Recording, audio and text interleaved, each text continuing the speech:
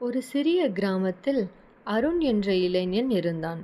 அவன் தினமும் சம்பாதித்த பணத்தை முழுவதும் செலவு செய்து விடுவான். ஒரு நாள் கிராமத்தின் வயதான விவசாயி அவனிடம் சொன்னார், பணம் ஒரு விதை மாதிரி. அதை எல்லாம் சாப்பிட்டால் நாளைக்கு எதுவும் கிடையாது. கொஞ்சம் விதைத்தால்தான் அது மரமாக வளரும். அருண் அந்த வார்த்தையை மனதில் வைத்து கொண்டான். அவன் தினமும் 100 ரூபாய் சேமிக்க ஆரம்பித்தான். பிறகு அந்த சேமிப்பில் சிறிய தொழில் தொடங்கினான்.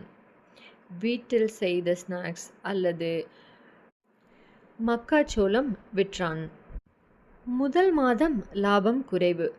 ஆனால் அவன் விடாமல் தொடர்ந்து முயற்சி செய்தான். கிடைத்த லாபத்தை மீண்டும் தொழிலில் போட்டான்.